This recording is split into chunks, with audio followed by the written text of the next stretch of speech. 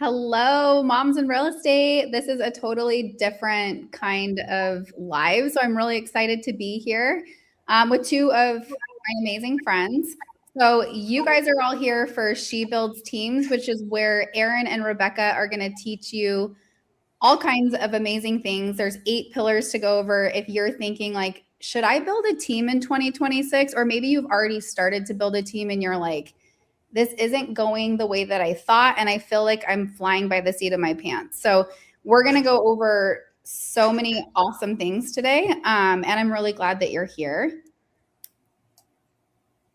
So let me introduce everyone. Hopefully you guys know me by now. I've been in the group since it started, but if not, I am the founder of Moms in Real Estate, and I am the founder of Hello Culture, and I help female real estate agents with building communities for network expansion.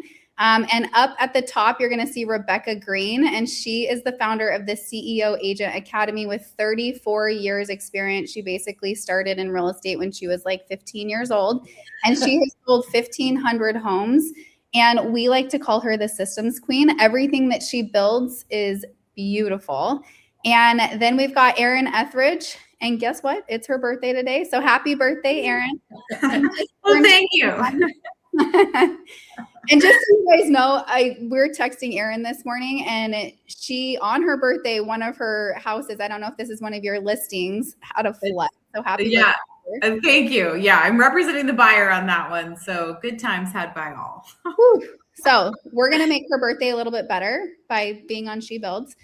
She's the founder of the Ethridge team with 25 years experience and 1,300 homes sold. So between the two of them, you guys are going to be learning like the ins and outs of having a team, because they've done it every way that you can do a team. And they're going to share with you everything that works and everything that has not worked for them. So okay. Hi, ladies. It's so nice to see everybody here. This is going to be great. And as Kristen mentioned, we're going to cover a lot of ground. Maybe you're here because you're overwhelmed or burnt out. Maybe you've had a lot of turnover on your team. Maybe your systems need some work. Maybe you felt like your business depends entirely on you. Oh my goodness. I'm sure that there are lots of folks that could raise their hand on that one. And maybe you've tried, you're trying to decide, like Kristen mentioned, do you want to start a team? Do you want to keep the team you have? Do you want to grow the one you have? Or do you want to burn it down and start from the beginning? We're going to cover all of those topics today. So if you could drop in the chat, we'd love to know who's out there and what your concerns, issues, where you are in your business. So drop us anything in the chat about whether or not you're building your first team, if you're refining an existing team, if you're scaling a well-oiled machine. And please keep in mind the comments and the chat. We do want to hear from you. So if anything comes up and you have questions, make sure to drop them there for us. Okay. There we go. So we've got Kelly, who is building her first team. Hi, Kelly. Great. Hi, Kelly. Oh, Christina. Hello. She would love to build a team. And she'd love it. Considering it. Ooh, Tapley is considering building a team. I love hearing that. Refining. Yep. Researching.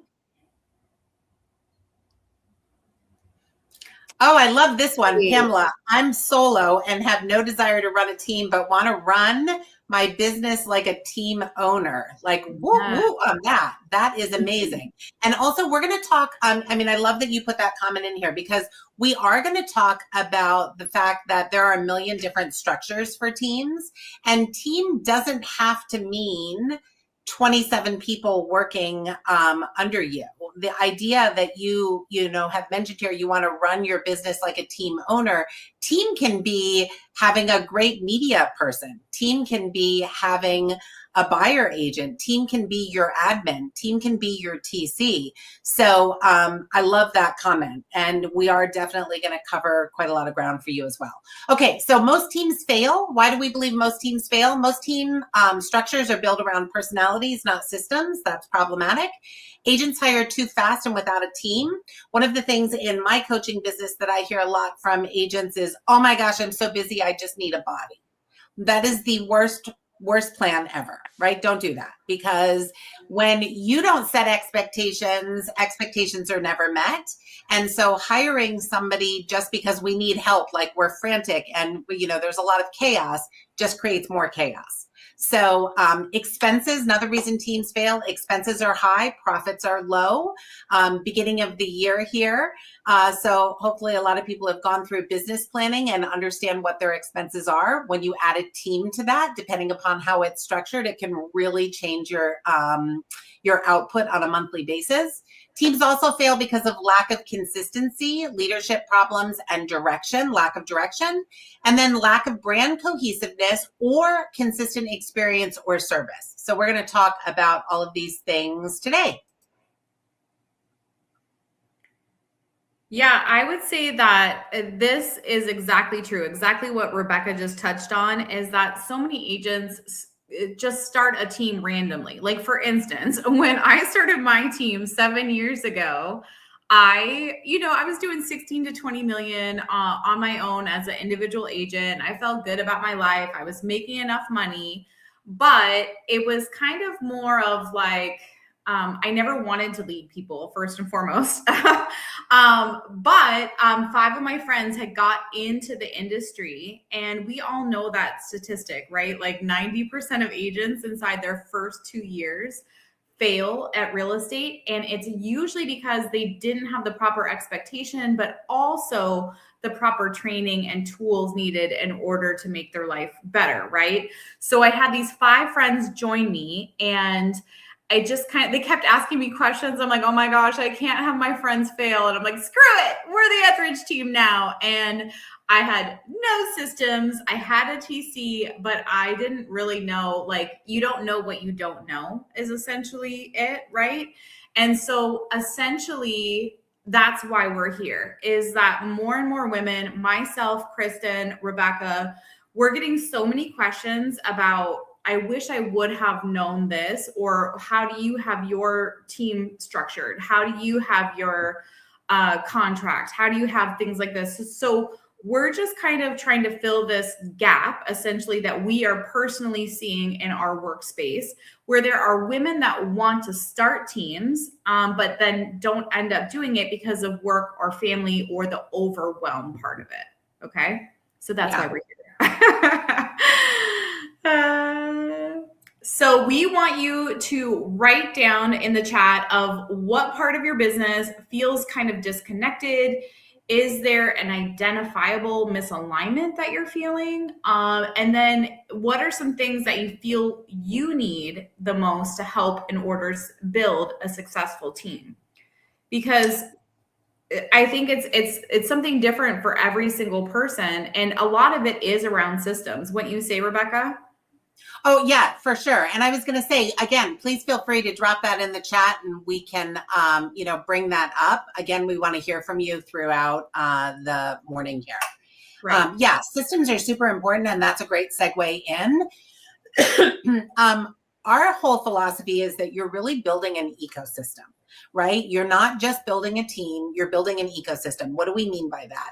We mean you're aligning your vision, your systems, your ops, agent support, leadership, structure, people, and culture, right? That sounds like a lot, but at the end of the day, all good businesses, right, have great ecosystems. All businesses with sustainability and longevity and profitability, the ones that are really successful are the ones that tie all of these things together. And so that really leads us to the 8-pillar framework. And interestingly enough, Erin and I have run businesses for a gazillion years, and we've run them in very different ways. But when we sat down and we started talking about She Builds Teams and coming up with what these 8 pillars were, we were so quickly in alignment in our own individual businesses on what the different pillars were. And that was really great to see. So pillar 1 is vision and structure. 2 is team roles and responsibility. Contracts and compensation. 4, systems and SOPs. Then marketing and branding, training and onboarding, culture, leadership, and retention. And then our last one is growth and ancillary services. Okay, Pamela says, lack of systems, underutilizing my CRM and email marketing. Love that. I'm not a big personal, lover of social media, but I do love a good email marketing campaign. And connectivity to marketing online. Love all of that. Workflow was another one that we saw. Those are all things that are tied right into that ecosystem that we were talking about. Delegating, being a team, being leadership, that's definitely important too. I see that one coming in. Responsibility, trying to figure out each level. We're going to help you with all of that. I'm so excited about these comments. We're definitely covering a portion of all of that. And the takeaway at the end of the today is going to be great to answer and help with a lot of these things. Okay. Erin, you're up. Yeah. So as far as vision, structure, value, proposition, this is probably one of the biggest things that we get immediately, because when a woman comes and is like, yeah, but it's just me. And I'm like, just you, girlfriend, you are a top 1% realtor managing 3 kids at home, managing a whole family. Like there's lots to pull away from that. But I think really what they're saying is, I don't know if I trust me, essentially, to be in charge of these other agents. But it's also like, who are you trying to speak to? Who is your ideal audience? We know for social media, right? For our ideal client, for who we want to attract, is it a move up buyer? Is it somebody that is only luxury? It's the exact same thing as a team leader. You really have to figure out what inspires you, because for me, I absolutely love new agents, and I know that that's not popular. Like Rebecca, I don't know if you love new agents or don't, but the reason why I do is because I can mold them to be exactly what I want them to be. The reason why most team leaders don't love a new agent, it's just it takes a lot longer to get that new agent ramped up and into production, because it kind of feels, when you're hearing somebody speak a foreign language, right? So when you're brand new into real estate, we forget that everything, it's like a fire hose, right? Like they just can't comprehend everything fast enough. But you have to decide, are you going to be paying for leads? Are you coaching them to run a business like a business? One of the comments was, right? Like how I lead my team is more off of how I run my business like a business, right? Yes, I also choose to provide leads. But if I'm honest on that, a new agent, do you know that it's only a 16% chance? I have a 16% chance if I give it to a new agent that they're actually going to convert it. So then that means they're just going to kill a lot more leads. So I'm better off having a seasoned agent be calling any of the online leads, because they can convert for between a 23 and a 48% chance of closing, versus a rookie agent. They're way better to get them going in their sphere of influence and open houses, in my opinion. You'll save a fortune doing that. As far as like the teams, so how I have this set up. So there's a couple different variations of teams, and Rebecca, feel free to jump in. Okay. So how I recognize teams are, one is a micro team. Okay. I absolutely love this model. This is something that I have also in place. That is the team leader. Okay. And then there's a production partner, or a TC. Okay. The production partner is helping in the day-to-day, as far as helping with showings, helping with all paperwork, and also bringing in new business. So that might be calling your leads, calling your database, doing pop buys for your database. That's the production partner micro team model. Essentially, all of the business is coming back to the team leader.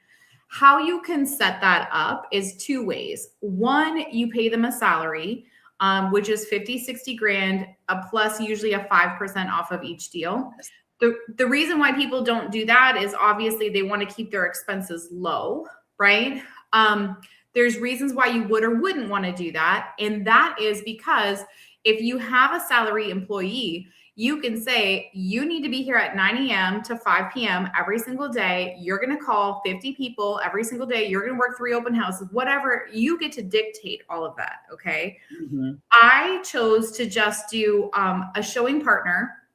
I pay her 10% on all of my deals. So she basically manages the whole deal. Like I might get somebody pre-qualified, but she does all of the showings, all of the inspections, everything. And I pay her 10%. I chose to do that model because like you, I like keeping my expenses low. So for me, I'm like, if she doesn't sell anything, well, it sucks to be her, right? It sucks to be me too, but she made over 100,000 last year. She's super happy in that role, but it's finding that right person. What would you say on that, Rebecca?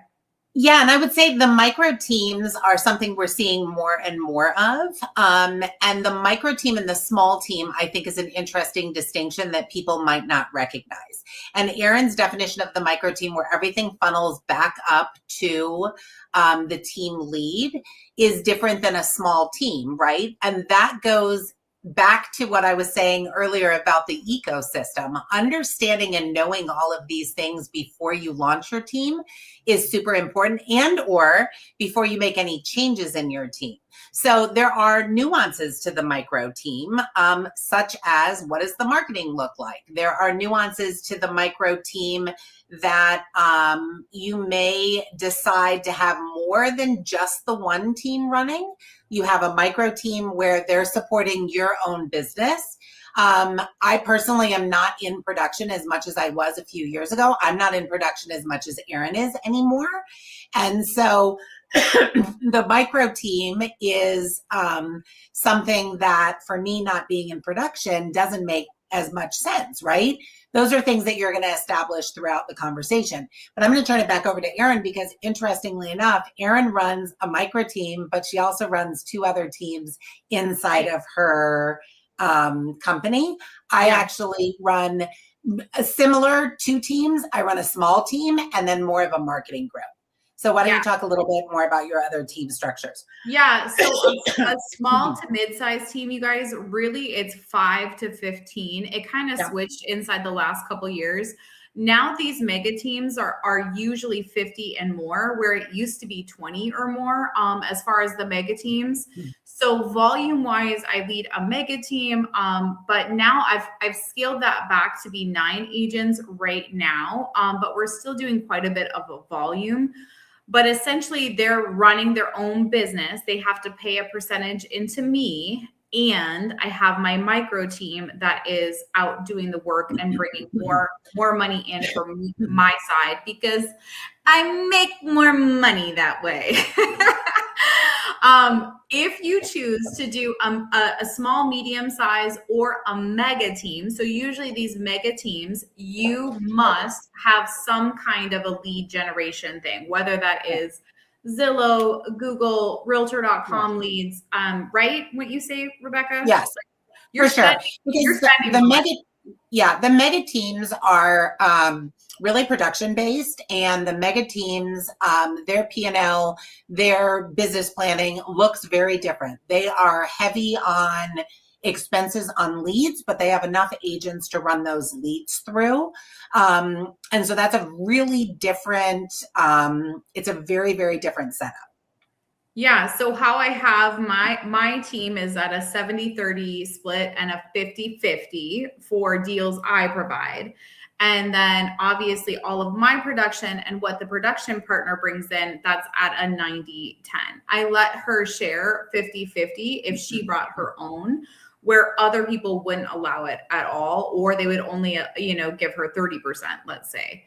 And I know for people that have been in the business, they're like, who would work for 30% or who would work a whole transaction for 10%?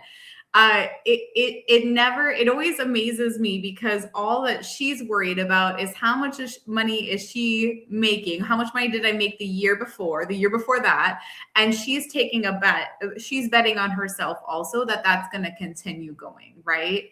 So there's different ways that you can kind of set that up. But then I also have, I have my micro team, my mega team for volume wise, and then I have a marketing group, or I call it an indie team. The reason why I set this up was really because I saw a need. So on my elite team, I only allow full-time agents, because if I'm going to invest my time and money and resources, and we're doing client events and I'm sending out cards on your behalf to your database, and if I'm spending all of this money on you, I expect there to be that level of commitment, right? So the indie team is kind of more, I set it at only 10%, and it is all of like a Slack channel, and then I just have templates essentially, right? Like they are not getting a ton. They do not call me to deal doctor or something. Like I don't want to hear about what you've got going on with your transaction or anything like that. And then they get all of the recordings from my team meetings. So if they chose to come onto that, then they have the access to that. But it's really that they're part of a community that they can ask questions, but they are independently working and doing their own work. They just wanted to be able to have that access. So usually that's a part-time agent, lots of moms, like people that might not be able to go full-time into real estate, but still want that support or to be part of something, right? Yeah. And my marketing group is similar in the sense I look at the marketing group like I'm providing access to tools, resources, marketing, strategy. But as Erin mentioned, there's no deal doctoring that goes into that. And the deal doctoring, when you have a team, and anyone out here who is considering building the team, that's actually one of the biggest portions of it. Agents join my team and have historically in the past because I just get deals closed. We don't have sale fails. That comes with experience. I've seen 1,500 transactions. Boy, I've seen almost anything, right?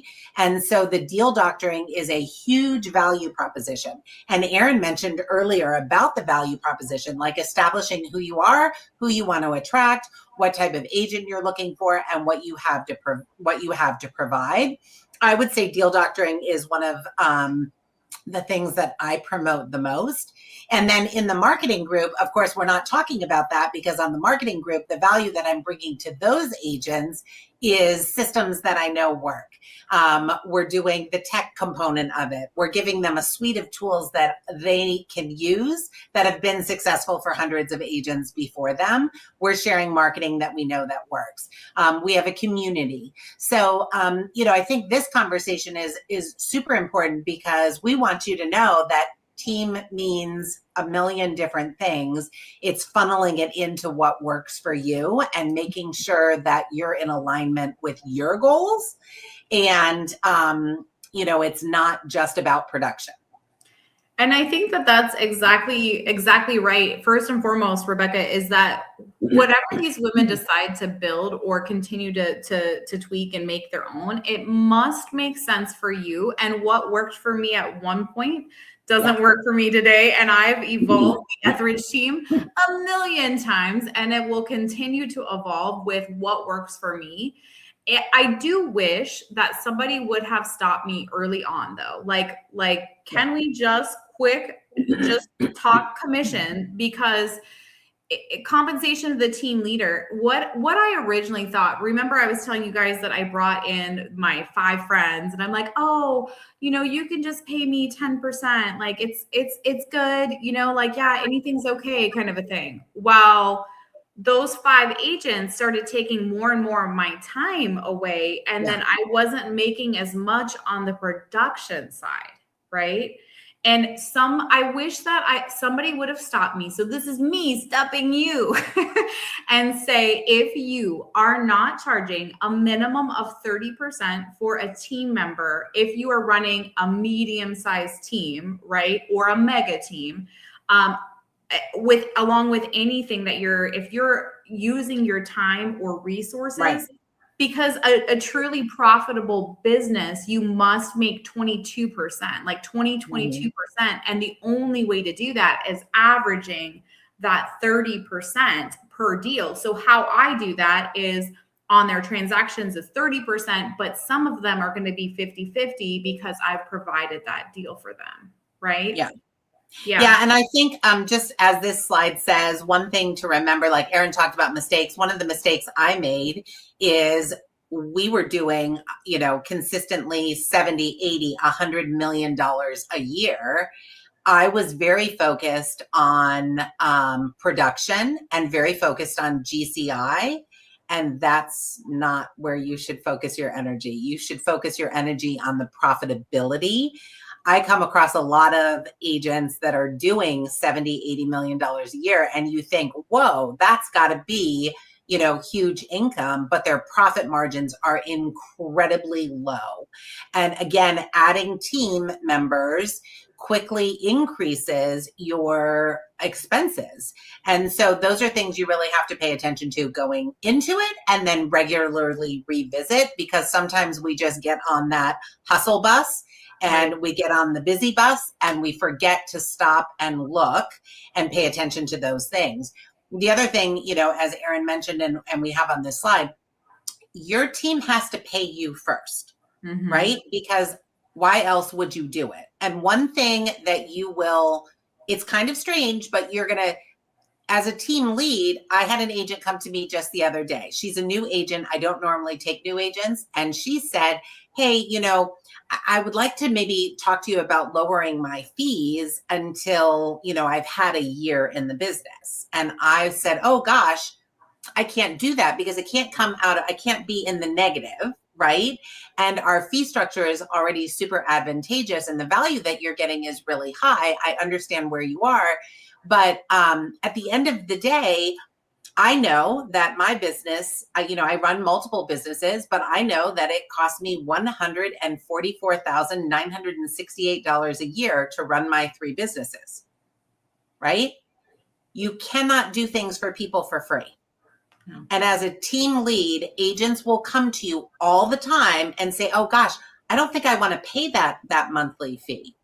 That's okay. You don't have to pay that monthly fee. You can actually structure your own business and run your own business and pay your own expenses. But that is something that, protect yourself, protect the income. And it might sound a little bit harsh or hardcore. I don't mean it from that perspective. We've all seen a lot of agents, myself included, Erin included, where you're like, at the end of the day, holy cow, how did I spend all of that money?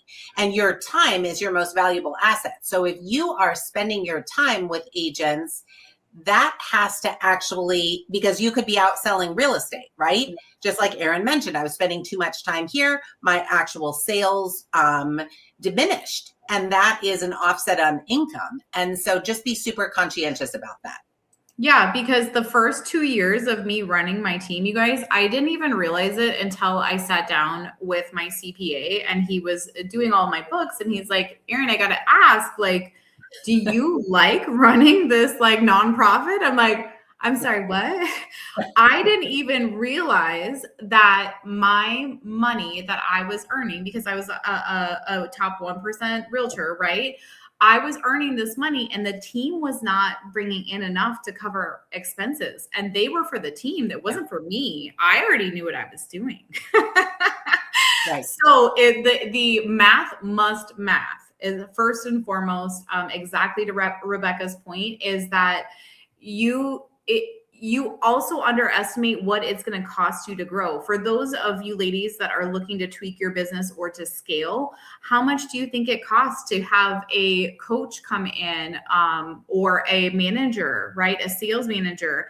Those people are $100,000. If you're not bringing in, or more, right? If you're not bringing in or have your splits correct, there's no way possible that you can keep providing different services or improve your systems, right? Right. Yeah. Yeah. And, there's a comment down here. You're saying everything that I've been experiencing has happened to me. I love that. We've been around a few blocks. We've done the team, we've run teams in a number of different ways. And so, these are the kinds of conversations that we're going to continue to have inside of She Builds teams. Right. Okay, Erin. Because I think some of the first things when you're setting up your team that, again, I wish somebody would have told me is, first and foremost, how are you going to, where are you going to house all of this? So I have a team intranet. It's called My Hub. We're actually moving it over to Google. So Google has just a client facing, I think it's free part of your I don't know. Google Workspace. Yeah, your Google. It's a Google website now. So we're moving all of our stuff over to there. But essentially, I started off with Google Drive, and that's horrible because nobody knows what I named something. And then people start editing it, and I'm like, no, that's the real copy, right? It's just not going to work for anyone long term. It's really hard to search. So you're going to want to have an intranet where it's like, hey, here's all the scripts, or when you get a buyer, here's all the steps. When you get a seller, here's the steps. Here's all of our paperwork, right? You're going to want to have a place where that's housed first and foremost. And then next, you're going to have to have something where you can communicate. Is that Slack? Is it a Facebook channel? It sounds good in theory to just have a texting group chat, but let me just tell you, you can't search it properly. You can't, it starts to get too many voices, and then people get really upset that they're trying to run a business and it's going off the whole time, right? So these are some of the other things that you might want to consider too, is having a VA or an in-house admin. I just switched this year from having an in-house admin of $60,000. I was able to replace that with a VA, and now that's $12,000 or $12,400 this year. So I was able to reduce that expense. But for some of you guys, it might not even be for your business. How great would it be to have a house manager that took care of the grocery shopping and picking up and dropping off the kids and making sure beds were made, and oh my gosh, all the handyman things that need done at the house just get done, right? It might not be specifically for your business. So really kind of wrap your mind around your situation and what you have going. The other thing would be that production partner, like I was telling you about. Mm-hmm. I think the micro team, I would encourage every single new team lead to have that production partner. And that's really to insulate your money and your business, because it's very easy to keep having all of these people ask you questions. Well, you only have so many hours in a day. And if you're spent, hanging out with these agents, and then you're not able to make these phone calls, well, then your business does start to dry up. So for me, it's a really good way to insulate your own business. The other thing would be, and I know Rebecca has an in-house staging. She even has as far as all of the stuff for it, right, Rebecca? That's a whole other business. That's one of the 3 businesses that I run, which is why, part of one of our pillars is to talk to you about ancillary businesses. And so, I decided staging was really important for my business.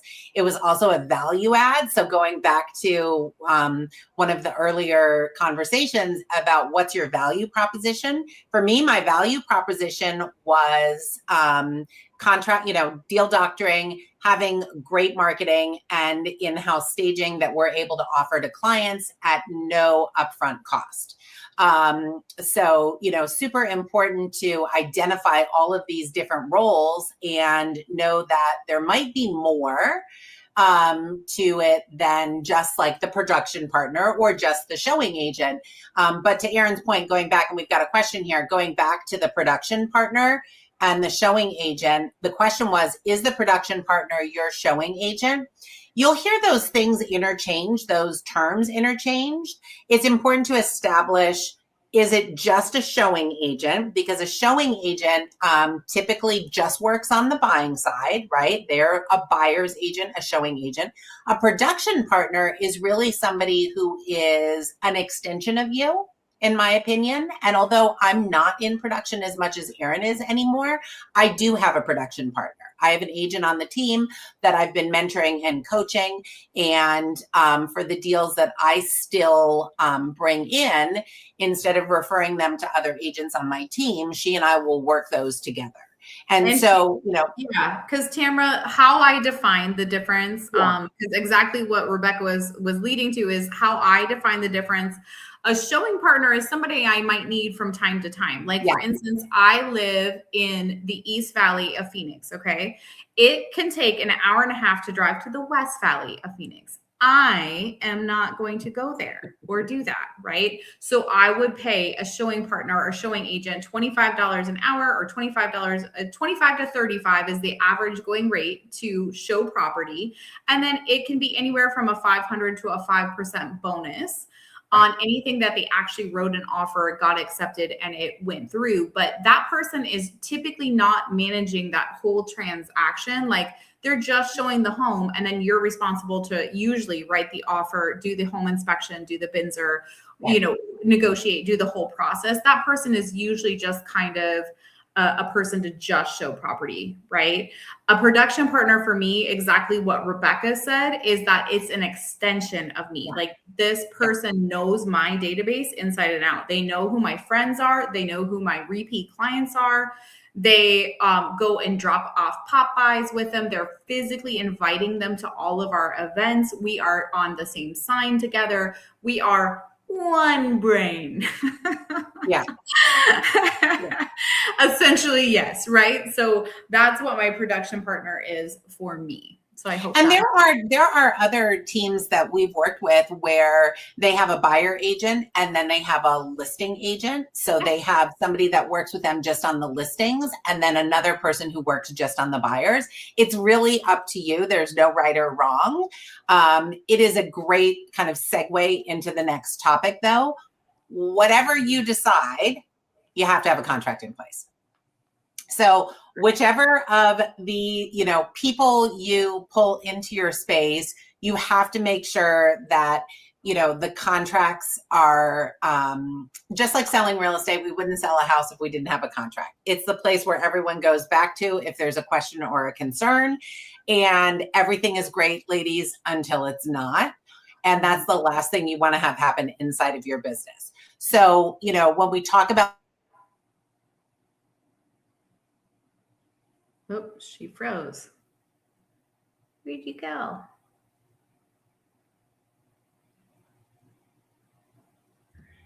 She's really frozen.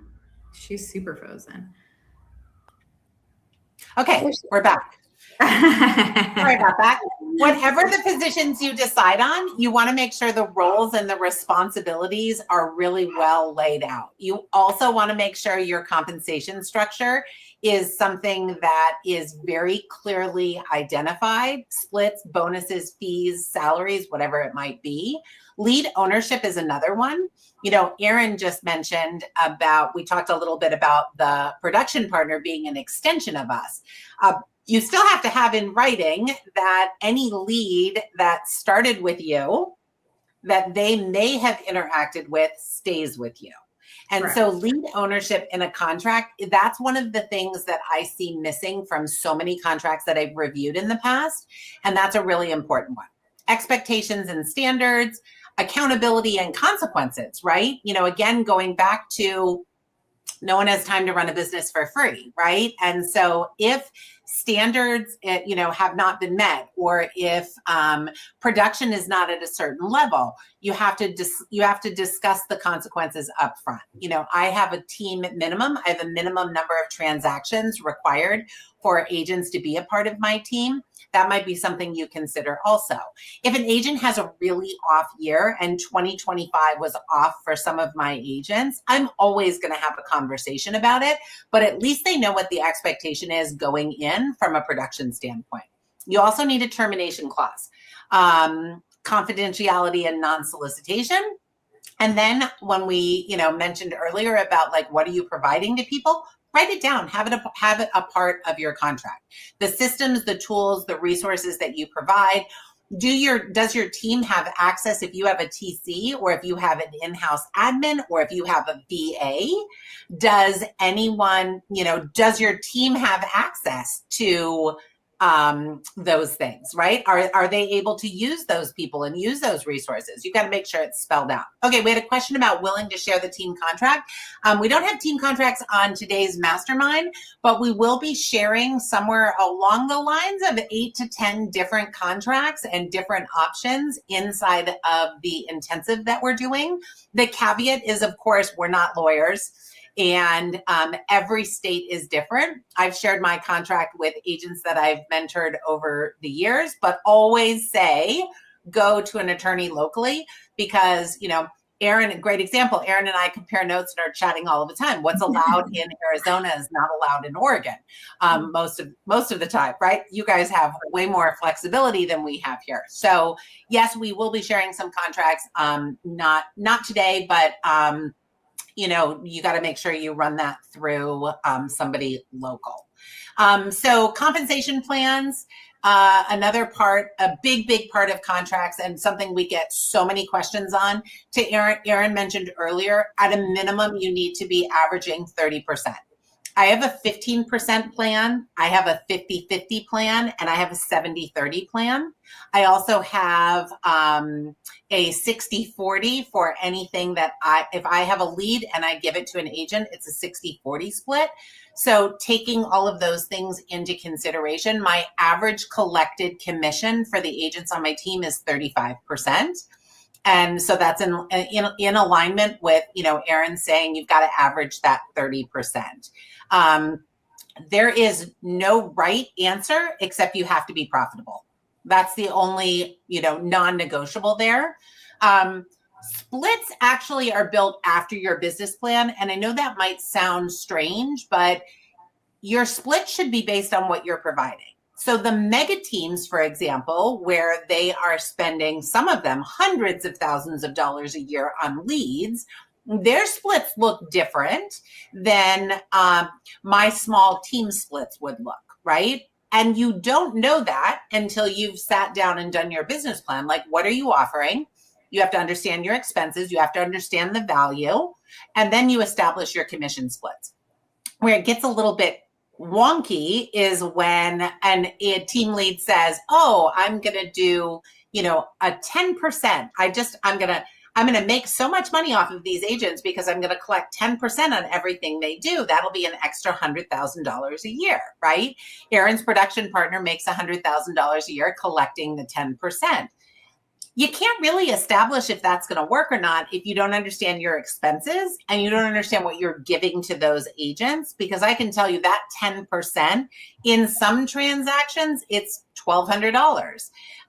If you're paying the TC fee, for example, and your TC fee is $500, now that's $700. And then if you're paying their monthly CRM fees, for example, even if it's just $30, I think the $30 purchases here and there are the ones that kill us, but right? Yeah, add up. Yes. We think, oh, no big deal. We'll just pay their CRM. It's only $30. But when you start adding that up and you have 6 or 7 agents, now all of a sudden you've got a $12,000 a year bill. So you've got to understand those things first before you establish the compensation plans, right? You also have to understand from your production standpoint, like, are you going to continue to produce? And what does that look like? Are you looking to shift some of your business to other agents on the team, like I've been doing over the last 3 years, and what does that look like? But compensation plans, again, we're going to cover quite a lot of conversation about that. And inside of the intensive, we're actually going to help attendees build their complete compensation plan out. Okay, systems and operations. I know we've mentioned this a lot, and Erin touched base on you've got to have like that central repository, but I can't stress this one enough. Systems and operations, while you say those words to a real estate agent and immediately they think lots of 4-letter words because operations are not sexy. I get it. I get asked to speak at events all the time about operations, and I always follow like the marketing guy who's like full of flash and all of this jazz and like, look at this, isn't this great? And I'm like, wah, wah, wah. I'm going to talk to you about your operations. But they actually create freedom.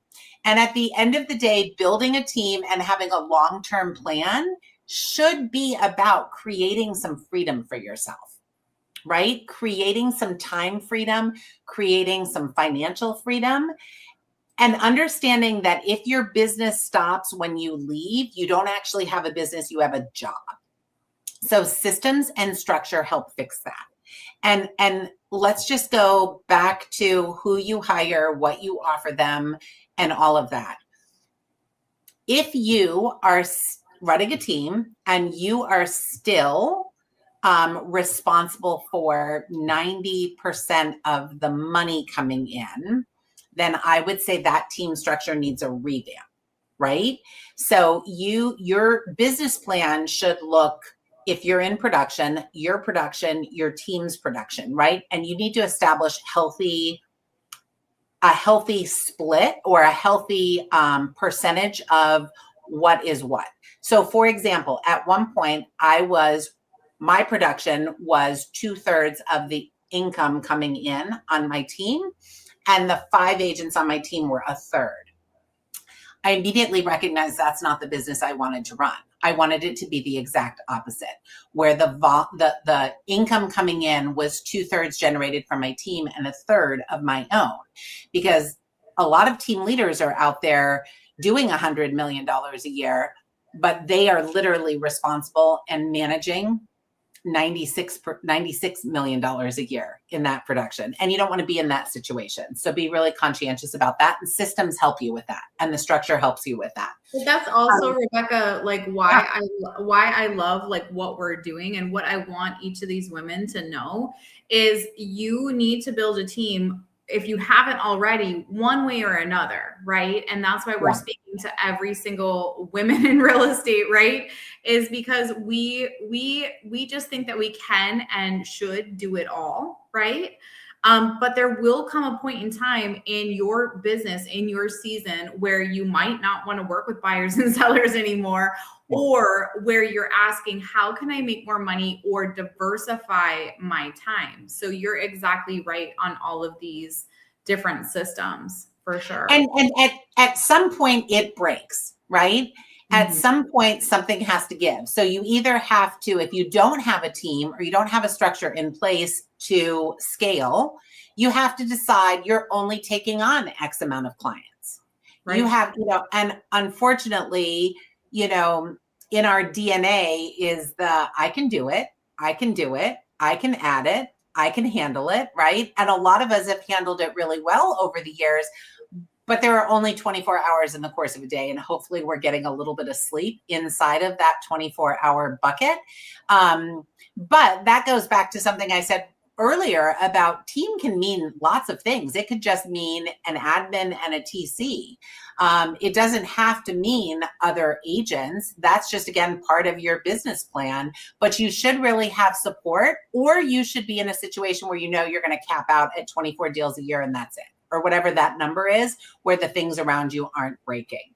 So inside of real estate, we often find that marketing is overdeveloped and operations are often underdeveloped, right? And so the marketing is the sexy part, the operations are not, right? But your marketing efforts will be far more successful if you have the operations running in the back end to actually close the deals, continue to work people that are in your pipeline.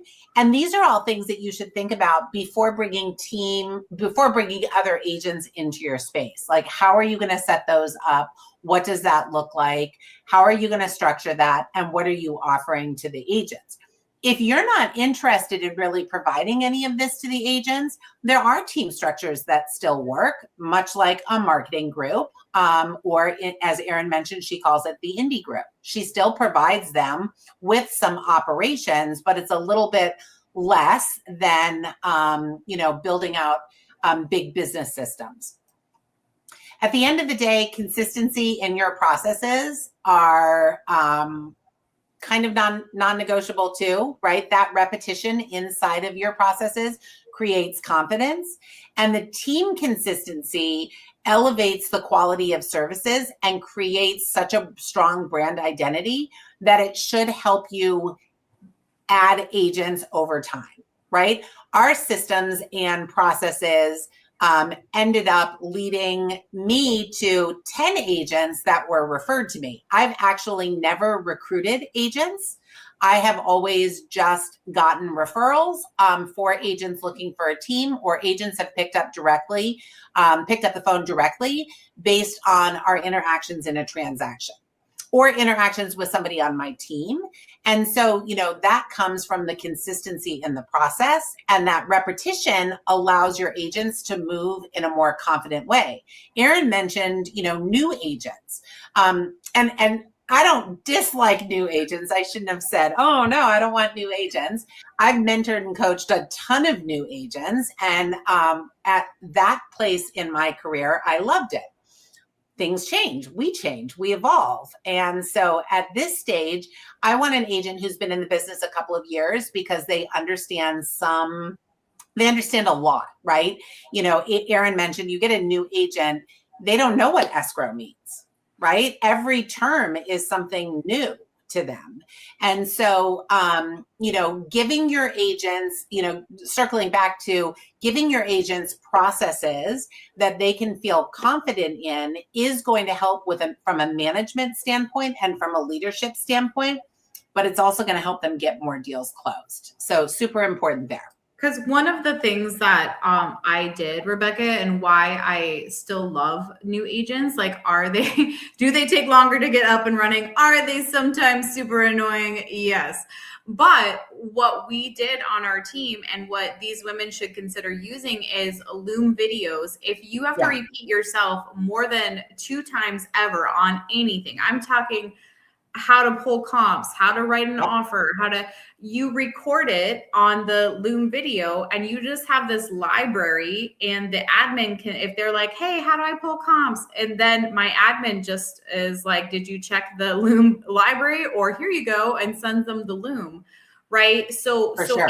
Everything's already been set up. And that's the same thing for my TC, for my showing partner, for production partner. I meant everything has a video behind commonly asked questions so that they can also reference it if it's 10 o'clock at night. No, I am not trying to write an offer with a new agent then, right? Yeah.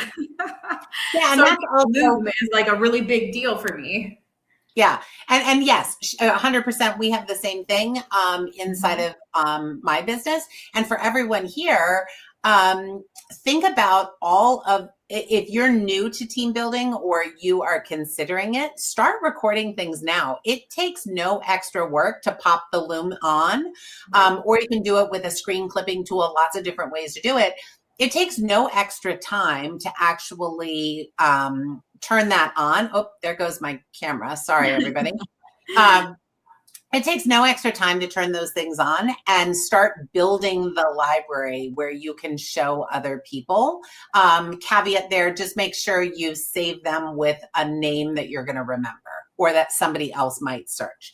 Okay, technology, we want you to streamline your tools to scale. Technology should make your life easier, not more complicated, right? Before you add new tools, you should evaluate what you already have. And if there are problems that they're solving, if not, maybe you need to make a change. But I think agents in general, when you're a solo agent, you can change whatever because it's just you. From experience, your team is not going to want constant change. That's going to create anarchy. It also creates so much more work for you because you have to retrain everybody on the new systems. So be thoughtful about the systems that you have in place that you'll extend to your team, beforehand. So what kind of systems are we talking about? CRM, email marketing platform, contract and transaction management, communication platform, project management, centralized storage, accountability, performance tracking. This might sound like a lot, but we're going to help you simplify what tools to use where you can do several of these things inside of one platform. Appointment scheduling, recruiting and onboarding, marketing creation, asset management tools. When we go back to the thought of, oh, I just need a person because I'm so crazy busy. you also have to recognize that when you're doing something on your own, again, it doesn't matter if you're logging into 16 different places because it's all in your mind. You know exactly where to get it. As soon as you have another person who has to find, say, your flyer template, right? You don't want to have to answer that question 74 times. And, you don't want to have to do it for them. You don't want to have that one-on-one conversation with them. So really having a guide or having a booklet or answering these questions as you're creating your team contract or your team Bible, so to say, it's just an important element in the process and something we cover, quite a bit as we go through, the She Builds Intensive, which I'm going to let Kristen talk to you a little bit about that. Awesome. So if you guys are like, I really, really want to dive deeper, we'll talk about this more at the end, but just know that we do have an 8-week or a 16-week, 8-module intensive coming up, launching on January 27th. So I won't give away all the details. I'll go over it more, but if you're like, oh my gosh, this is so overwhelming. The best part about going into a coaching program, you guys, is that you're not doing this alone. You're doing it with one, people that have done it. And secondly, you're literally building along other women that are doing the same thing. So your community of people building teams starts to expand. So when you're like having a shit day as a team leader, you can pick up the phone and call all the other team leaders that you've met inside of this ecosystem. So just a little bit about that, but I'll tell you more at the end. Yeah, real quick, you want to talk a little bit about our coaches? Oh, we're doing all of this. Yes. Just a little bit. We'll talk a little bit more about who they are. Well, what I love about this is a lot of the coaches are my friends, and I've gotten to know all of them so well, almost all of them. And so I can like personally tell you and vouch for them that I would want to learn from these girls if I was building a team. So Mindy Jones, she is exactly what to say certified. She's basically like Phil M. Jones, like go-to real estate agent. She's in rooms with him all the time. If you guys don't know who that is, he wrote the book Exactly What to Say, and he has a real estate edition, and it's amazing. Her communication style is next level. Amy Youngren runs an amazing team out of Canada, and she's just so abundant and such a great time. Raquel Quinnett, she coaches team leaders that have like 600 team members on them. So she can talk anywhere from those micro teams to those extreme mega teams. Tara is one of our partners inside of Moms in Real Estate she's kind of like Rebecca in the sense that like she's the best systems person and can really talk to you about all of those things. Katie Day, I don't know yet. I can't wait to get to know her because I've had a lot of people tell me how great she is, and I do follow her on Instagram. She's great at social media and all kinds of stuff too. So we're really excited to bring her into this ecosystem. And then you guys all know Randy. She's like the yin to my yang in Moms in Real Estate and another systems queen. Like I don't even know how to use StreamYard. If she's not here right now. And I'm like, I can't believe we're using this because if I didn't have Angelica, I wouldn't know what to do, but she knows how to do so many different things. And what's cool about Randy in a different perspective is that her team is a nationwide team. So thinking like, am I building a local team, or even thinking like maybe I'm going to do a team that is nationwide and not have the restraints of your guys' local market. She'll give you guys that perspective along with so much more. Ultimately, we just wanted to make sure that inside of the intensive, we were bringing you as many voices as possible. But the caveat there is that we're really not just idea based here. We want to actually talk ideas and strategy, but we want those ideas to turn into income. In order for the ideas to turn into income, you need the implementation. And so we do cover a ton of implementation. We will be covering that inside of the intensive, which is, I think, one of the biggest things. Who here has attended great webinars, great seminars, paid for great coaching, and you're like, great, now what? How do I actually make this all happen, right? And so that's a big part of what we'll be doing inside of the intensive. Okay, branding that attracts the right people. We're going to talk just a little bit about this, but branding from a different level. We're not talking about branding as a creative experience or exercise. We're really talking about as a business decision. So what do we mean by that? Every branding decision actually flows into your operations, your commission plan, your expenses, your recruiting, and your retention. The branding is actually part of the value proposition, and it also is part of your guidelines and your framework for the team. So for example, on a branding front, all of my agents are required to use the @Selling Portland Real Estate email address. Erin has set it up differently. Those were branding decisions that we made, at some point in our team building journey. So we are going to walk agents in the intensive through, how to establish those guidelines and what it is most what works for them, right?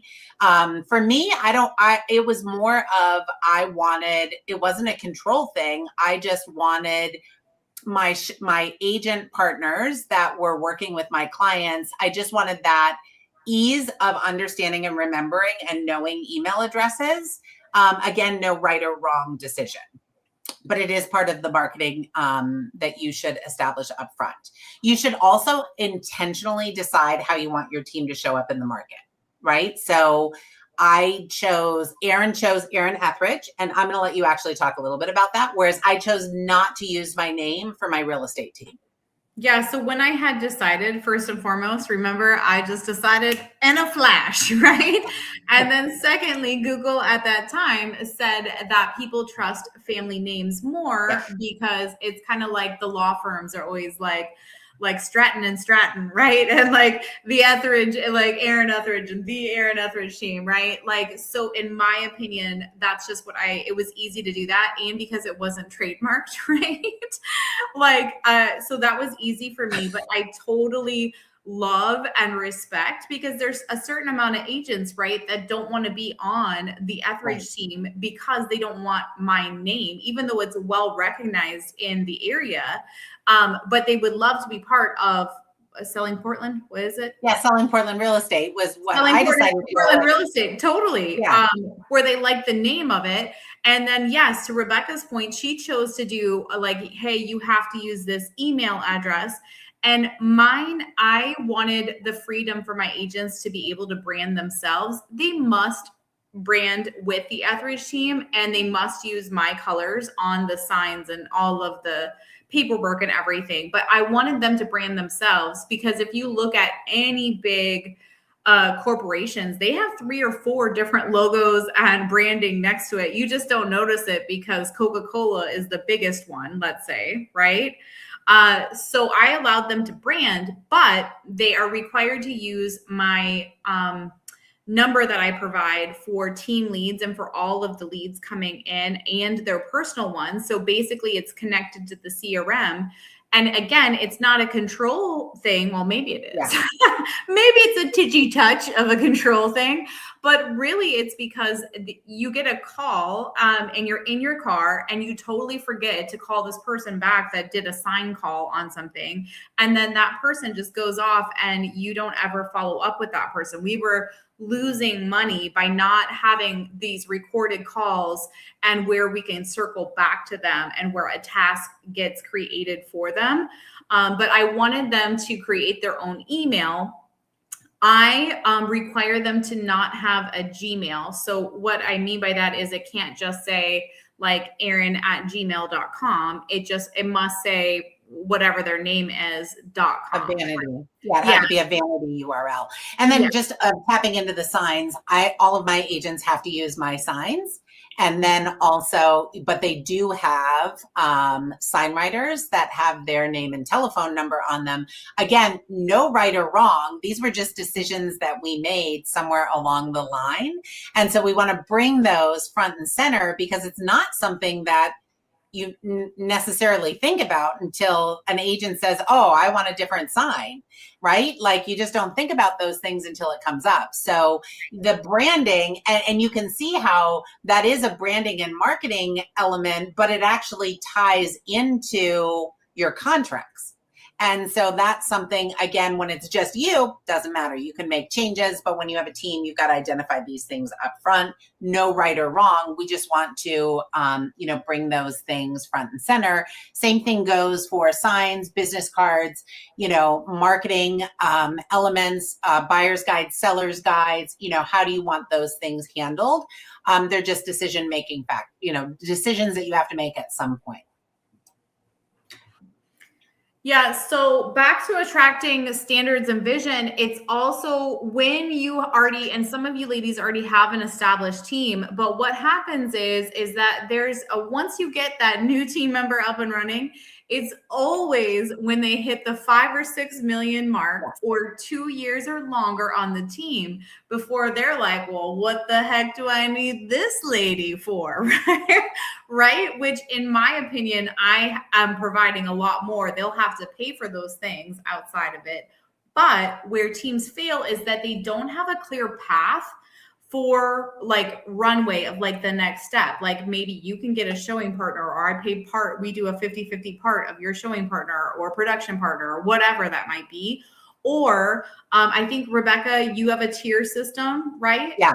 So sell 24 homes, you get this, you pay this. Yeah. If you sell 48, you get this, right? Yeah. To keep people around longer. But yeah, and that is, to your point about what happens when you've coached somebody up, right? Like you've brought them to a place where they're like, oh, goodness, I don't need the team anymore. You're going to have that. So just set yourself up and know that that's going to happen. But, you are also, I have an agent that's been with me for 13 years. Mm-hmm. Right. That's a really long time in the business. It is setting yourself up for, helping agents figure out what the next step is. And that tiered commission plan gives them something to continually work towards. And also, I would say a lot of agents love the team structure where they don't have to worry about all the $30 here and there. They don't have to worry about all of those fees. And also, we're training admin and we're training support teams for them, which is huge. And so, just being confident and understanding your value proposition should help with the retention component. But you've got to make sure. Yeah. So following up on that real quick is that like when you sit down and figure out what kind of team you want and the why behind it, it's kind of more of like, if you want like, let's say, okay, I only want agents that, sell 8 million or more. I want like the Navy SEALs, right? Well, you have the Navy first to create the Navy SEALs, right? So there's a certain amount of people that come on that you train that are running behind the scenes in order to create that.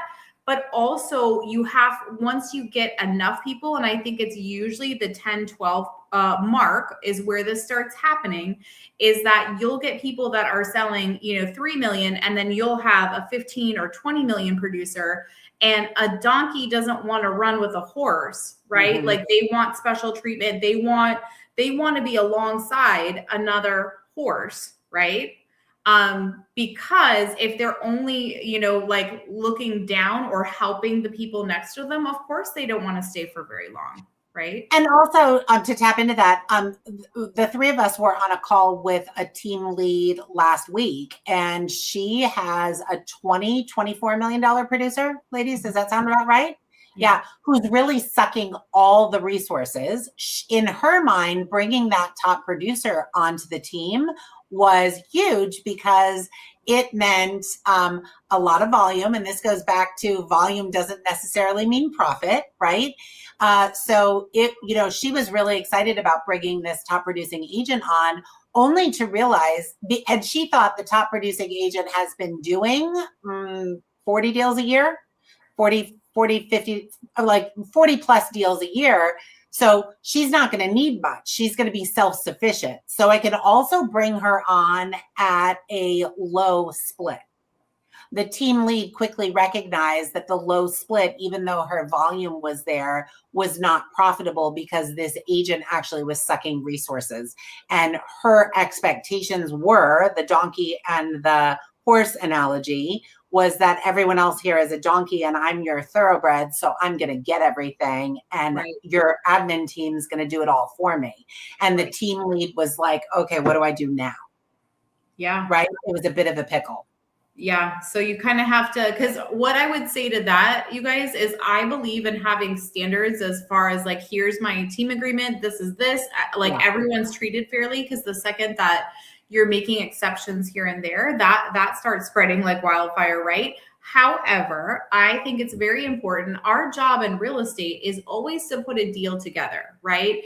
So sometimes if we were to negotiate on a contract and somebody just says, no, like that's not helpful, right? So if somebody said, hey, I'm thinking about leaving the team because I'm bringing in all this money, right? And you only have all these new agents. I really want my own assistant. How can we look at it differently as leaders? What I would say to that is like, how can we say yes? So it should be a yes, I would love to do that for you. When you do XYZ, then let's put that together, right? Yeah. They have to have a reachable or an obtainable goal where that makes sense for both of you, but find a way to do that. Yeah, for sure. And just to tap into that, when we start making lots of edits and changes, we start to get confused. So we are not remembering what we've offered people, which is, again, going back to that tiered system is something I like. But to Erin's point, my tiered system resets at the beginning of every year for agents that have consistently produced year over year. I don't roll them back at the beginning of the next year. So I'll start them at the higher tier. So yes, to Erin's point, we all negotiate contracts for a living. We're going to do some negotiation inside of the team, but I would caution you not to change for every single person because then you're just getting confused and you have a system where you don't have a system. You have one-off deals with agents and somewhere along the line, it's going to bite you in the backside because one agent's going to tell the other agent what they're getting and no one wants that. Okay. So we've kind of talked about this, but Erin, I'll let you take this one. Yeah, I think that hiring out of pain leads to misalignment where I feel very strongly where I've also hired wrong people or I'm just like, oh, I know that they're really part-time, but I want to help them, right? And then they were such a huge pain in the ass or a total time waste that I spent all of these hours training them and then they didn't even sell a deal before they left the team, right? And that goes the same for your admin. You can spend a ton of time training an admin, and then if you don't set up the Loom videos and the systems as you're doing it that first time, you're going to end up doing that again and again. And it's basically, as a team leader, our job is to really like look into the future 12 months of like, what am I going to need, right, for my team? Like, do I need to bring on a sales manager? Do I need to bring on more agents in order to make my business more profitable? Or like myself, like scaling back some of those agents, like some of the agents that were only selling, under 2 million on my team needed to go because they were bringing down some of my other agents, right? And that's all to standards and what you have on your team agreement. Something that you just said made me think about, you said agents coming and going quickly. There are some contract components that you can add in that eases the pain of that a little bit. For example, I have a $750 onboarding fee for any agent that joins my team. I charge them that upfront. I am willing to break it up into 3 payments, but not 3 sales. It could be broken up into 3 months, but I do charge that up front. The other thing is for termination under a year. I have a clause in my contract that agents will be responsible for $5,000. It's not a lot. It doesn't cover all of the time, but $5,000 termination fee under a year or under a certain number of transactions if they terminate under the year. So there are things that you can. So I don't have that. I'm learning things every time I talk to Rebecca. So I do have the onboarding fee because I'm spending this money with these. They're sitting with my VAs and with my team trainer to get onboarded. So that $750 is covering that. But that's even better if you leave under a year. There's no problem, but sign this, right? Yes. That's good. So there's a termination fee. And then the other fee structure, just to tap into based on what Erin was saying, I also have a $395 per transaction that agents can actually charge to their buyers or their sellers. That rolls up to the team. It does cover some expenses.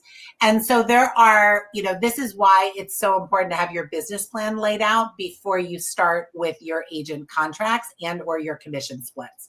And there are a lot of different fees other than just a 70-30 split that are important to talk about.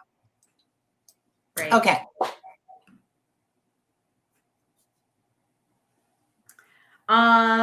This one I just had for training that hire for culture and clarity and train through systems is you want to have watch me, and then the hardest one that we have to do is the watch you. I absolutely hate watching somebody screw up the script so badly, but it's very important.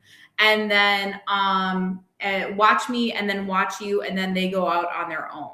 Right. Yeah. Once they've perfected it, that's when they're able to go out on their own and do that. And then magnetize through your messaging. Are you a small team that gets one-on-one attention? Are you a mega team that has all of these leads? Like, who are you? But don't just change from one because one agent wants something. So one of my friends came to me and she's like, oh my gosh, I wanted to attract this top producing agent and she wanted a better split and she wanted me to provide leads. So I did, but now I'm drowning in this bill every month and she's not calling the leads. Like, don't move for somebody else, right? Again, it comes down to what is important to you. And just super stand your ground on what you've built, because otherwise it's a recipe for disaster to go off of what somebody else might want. And then just be clear on expectations, right? Even with your admin, they should know how they win. Like an admin, a TC, any of those people should make you double whatever you're paying them. So if I'm paying my admin $60,000, $120,000 a year, they should be able to free up my time or to bring in other money with referrals or whatever is mapped out. They should know how they're winning. Same thing for agents is that they came to you with a belief and to understand that the value that you sold them on, and you just need to have that follow through.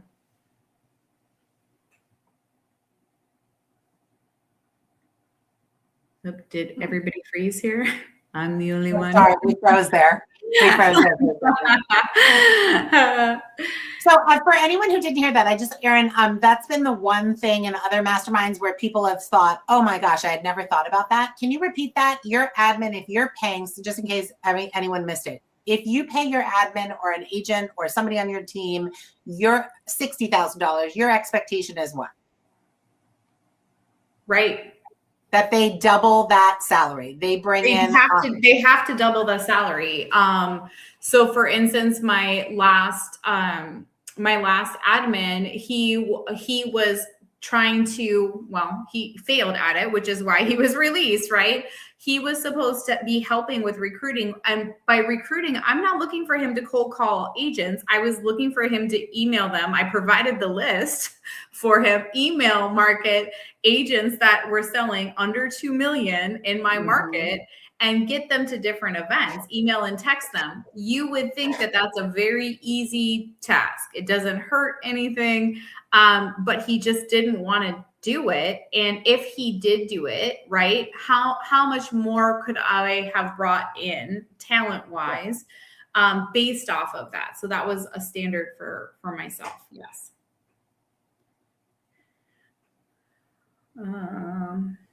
I have different notes on this one, Rebecca.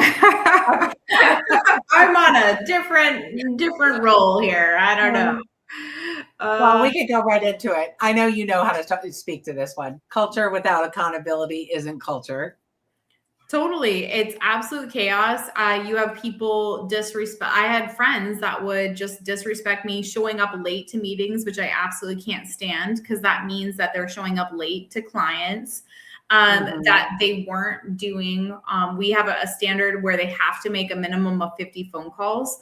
Also, anytime that somebody speaks negatively or like, oh, if I win this listing, like my whole team will respond back, when you win the listing, right? Like that is a culture. That's part of that culture.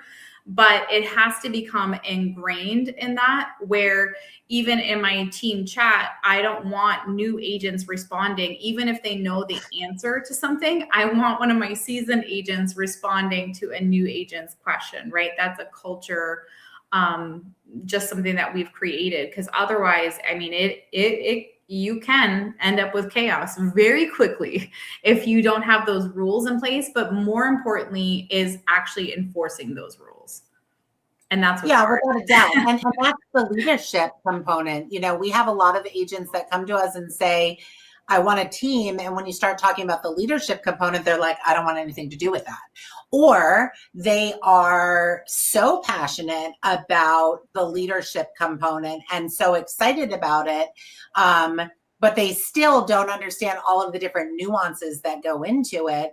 And yes, I mean, the last thing you want is, I'm sure somebody here has been in a brokerage situation where the culture was awful, right? Teams are so much more intimate. You want to make sure that that's definitely not the case. You want to make sure that you have a group of people who are willing to participate and willing to help other people, inside. Yes. And for a team leader, I do think it should be the quarterly calls with each person, or maybe it's once a month with each person if you have a very small team, right? And then a PIP, it's a personal improvement plan. If they have fallen behind the standards, you have to allow them the option to go to work or not. And I'm not talking about bringing back the amount like, oh, you must close 2 deals. How I have my PIP set up is I want to see them get back on track with the work effort, right? Like you are going to call 50 people this week. You are going to have 2 or 3 open houses this week. Like everything is laid out for them, and it's not to be mean. It is for them to make the money that they told me they wanted to make, right? Erin, can you tell everyone what PIP stands for? The personal improvement plan. So it's basically like a write-up in a nice way. It's like, you suck. Now let me tell you how we're going to fix it. Okay, that would be what not to do. We also cover a lot of what not to do. That would fall into what not to do. Okay. This is not great leadership. Yeah, exactly. Okay, here's a question. Starting out, how would you know what their salary should be if they're new? Do you mean for a new agent, or do you mean for an admin? I'm going to assume you mean for a new agent. Let's talk about that first. If it's a brand new agent, the splits should to the team lead be much higher, because basically you're giving them an education, and education is expensive. And all of you have likely spent more money than you realize in your own personal development. And so when you bring a new agent on, you're sharing all of that knowledge, all of that experience, and also all of the money that you've invested in learning the business yourself.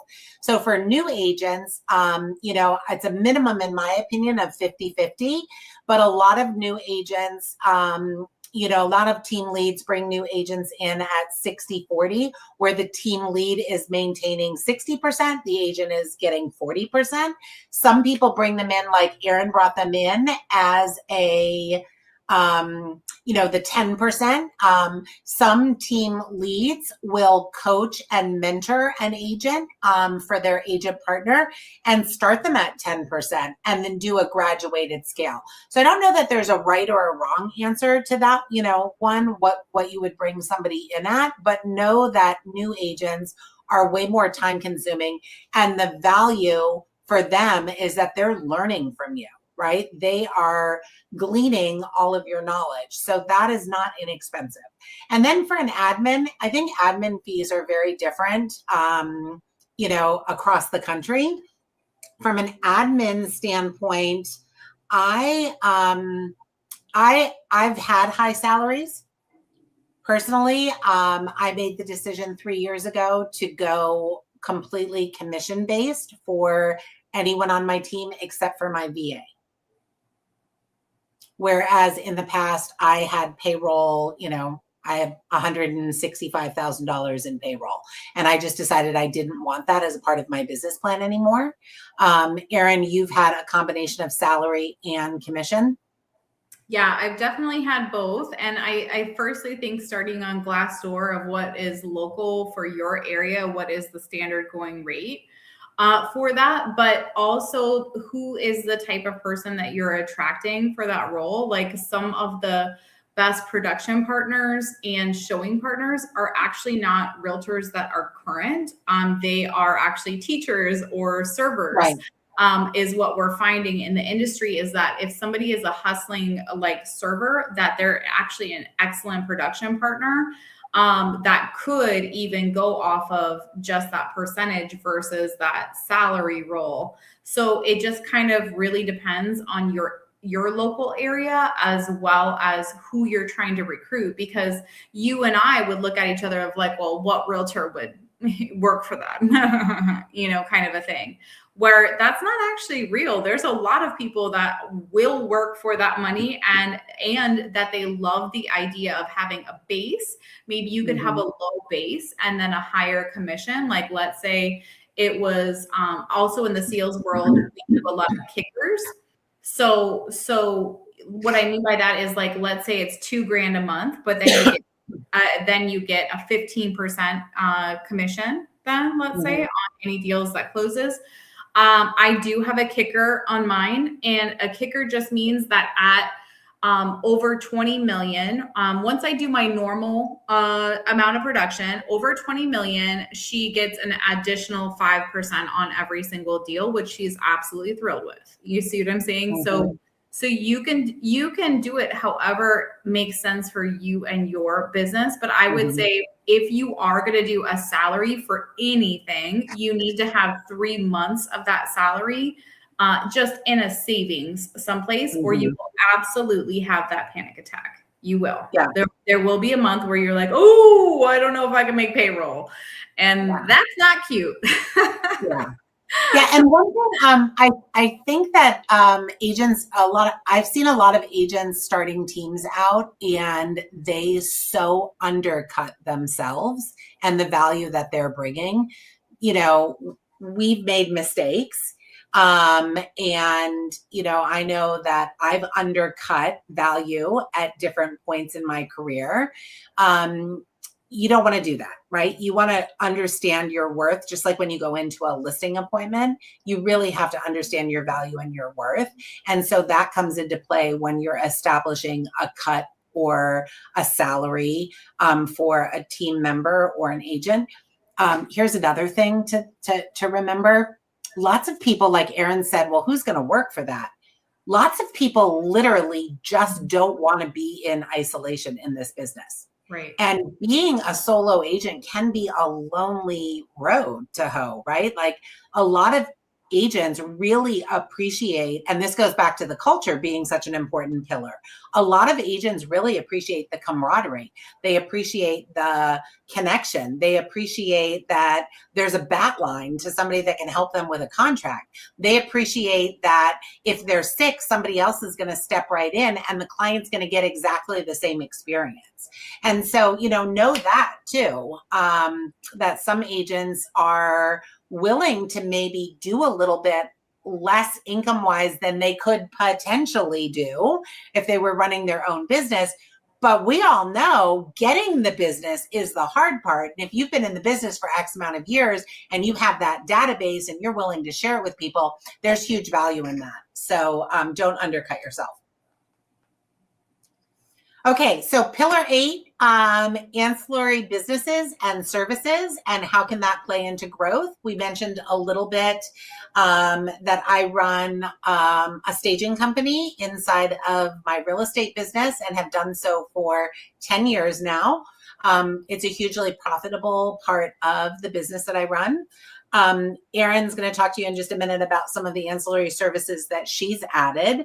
The one thing that we would say here is you don't want to scale too fast. You don't want to add additional services too soon, because if you're not prepared, it can really lead to disruption and it can kill culture and definitely kill profit. So make sure you are sensitive about the timing for adding new things to your team or to your income stream. But there are a lot of ancillary businesses inside of real estate that we're excited to explore with everyone, because I don't think it's spoken about enough. And no, Erin, I think that I know when I talk to other team leaders, they're like, you're making how much? What? How do I do that? You know, so I don't think that it's talked about. And there's lots of different ways, everything from title, from mortgage, from insurance, and also like staging and things like that. There's other ways to make money in real estate. And first and foremost, before we go too far, please check with your state. And I am not an attorney and I am not giving you financial advice, but basically I added mortgage onto mine. So how I set that up is my husband is the branch manager. He doesn't know anything about mortgages, mind you. And we are getting paid off of every single deal that we bring to this lender that I personally have chosen. So that alone added, I want to say that it was $65,000 or $70,000 more of income this year. Of course, is based off of volume. It doesn't make sense to do something like that unless you can bring enough deals over to that lender, because that lender is giving a discount, and that discount is going to you, part of that discount, and then part of it is coming from the actual company. And what people don't realize is a RESPA is a this for that, like you can't do this for that, right?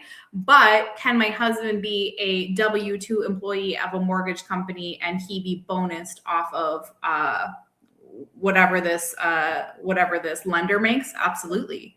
Like there's lots of different ways around things, right? Yeah. So there's lots of different ways around things without getting into any kind of RESPA violation. Now, do you have to disclose this? 100%. And inside of the She Builds Intensive, I'm going to share what I have as far as a affiliated business disclosure, because I have it for one form for both the mortgage and the title.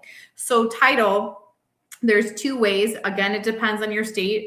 Rebecca's not able to. It super sucks for her. But for me in Arizona, I am allowed to either be partner of a title company, or I can get paid a moxie for advertising for that title company. So my title company pays me $24,000 a year to advertise their services on my website. I have to maintain a certain amount of leads coming through that, because it's counted as marketing dollars. Does that make sense? So those are some of the ones that I personally have added. I'm looking into insurance. It just hasn't penciled out well. But if you think about how many times we refer out insurance, I mean, there has to be a way to get paid off of that, right? I just haven't liked the situations that I've found so far. So that one's to be continued, but Rebecca's really got this eye, and she's got somebody for her staging business. I don't have anyone like that, and I don't want to take on a storage unit of stuff. So that won't be one that I add. But she loves that, and her daughter loves that. So perfect. Because your ancillary services also provide value to your agents. So, in-house lending, in-house title, in-house staging, it's also something for you to attract to, because not all other team leads have that. And there are a bunch of different ancillary services. Mortgage, Erin mentioned mortgage, real brokerage, for example, you can actually be a part of mortgage and make money off of that. If you're in the right structure, just, being in a position where you're benefiting from agent attraction, things like that. The ancillary services is something, Erin mentioned $60,000, $70,000. Staging, we've consistently profited $80,000 to $120,000 a year on the staging, because although it's a service that our clients don't have to pay for up front, we do collect a portion of the commission that goes directly towards the staging expense. So, for example, if we charge a 3.5% commission, there is a percentage of the total commission that goes towards the staging. So the staging is a fully functioning business in and of itself. And lots of different ways to generate that additional income, but we pull it into how that actually helps you with your team. And one of the most important parts of that is auditing it quarterly and expanding only what's proven, but also watching your profits and your attrition. For example, our staging, every agent on my team uses our staging. Every single one on every single listing, the attrition is 100%. If the staging wasn't good and no one was using it, it wouldn't be a good business decision. So that's the caveat also about, bringing new income sources. Right. And then also benefits to your team. Yeah, because that's different reasons of why somebody would join Rebecca's team versus mine. Right. And she's like, oh my gosh, I have this. What? I spend a fortune on providing this or whatever, right? Like that's an in-house benefit for these agents for sure.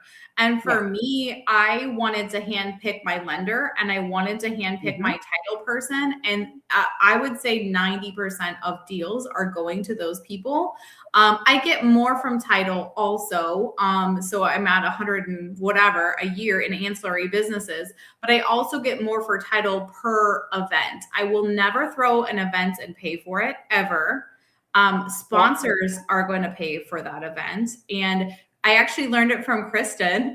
So shout out to Kristen, where I have different tiers. It's like, oh, hey, here's a home inspection company. Here's a home warranty company. Like I'll only have one per event, but it's $250 for you get your name mentioned on our sign for this, up to $1,000. And the $1,000 one will get the whole list. Will get mentioned on social media 5 different times and emailed out to the clients a total of 3 different times during that time period, thanking the sponsors and being able to interact and be part of my event.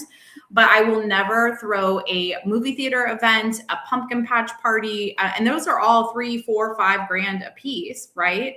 Why would I pay for that personally? I love that.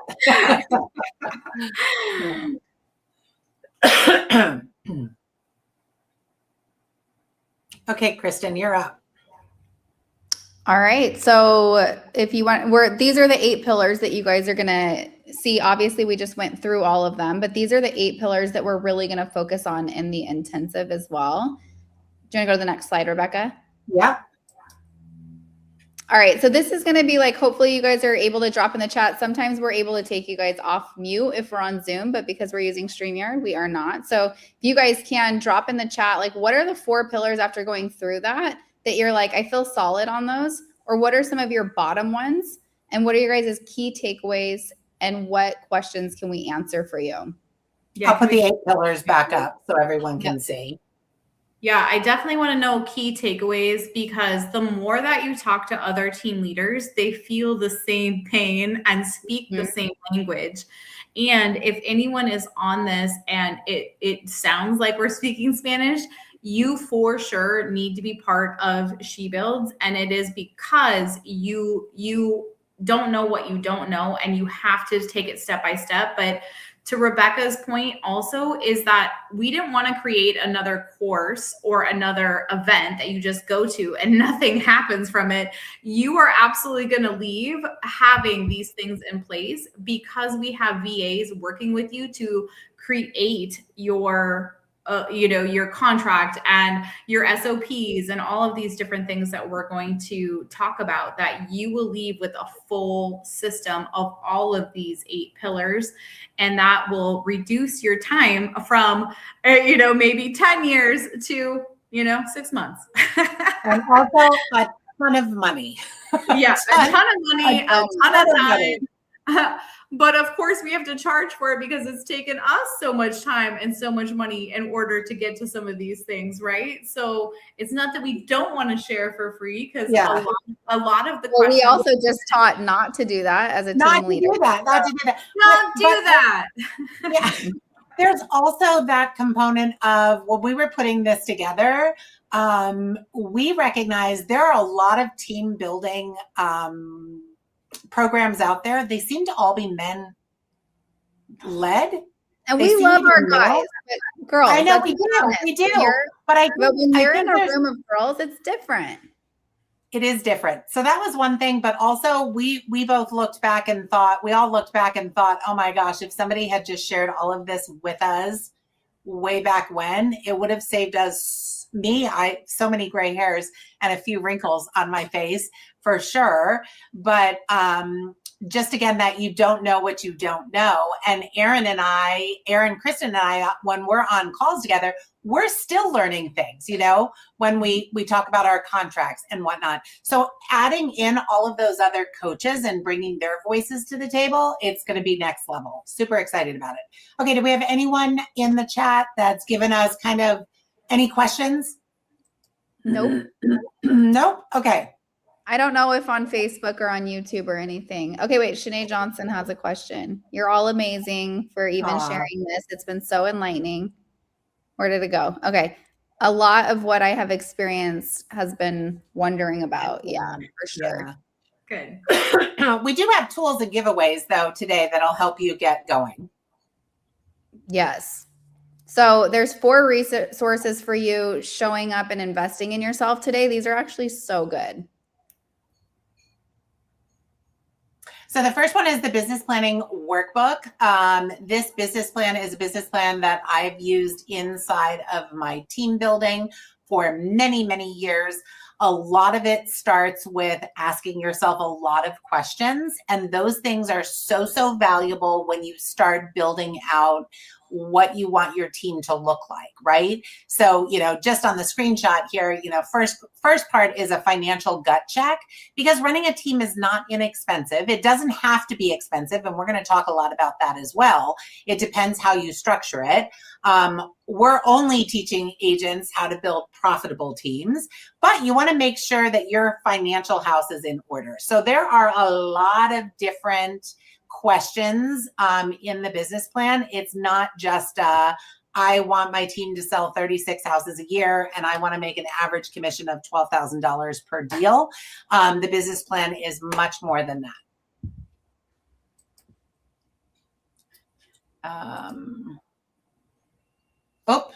I skipped one. Hang on. Okay, there you go, Erin. So the handbook is clarifying different roles for the team, expectations, and accountability. I really found that all of my new team members, along with my staff, really needed to have what that expectation looks like. Like, yes, we have freedom of speech, but I don't need you posting crazy political things on social media, like things like that. So it kind of clarifies like what exactly that they are doing, their expectations, and what that accountability might look like.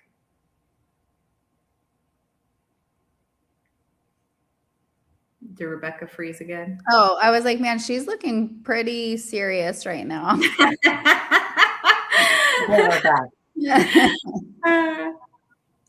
Okay, sorry, I timed out there for a second. The team handbook, Erin, did you already cover the fact that every paragraph in there is based on some bad situation happening?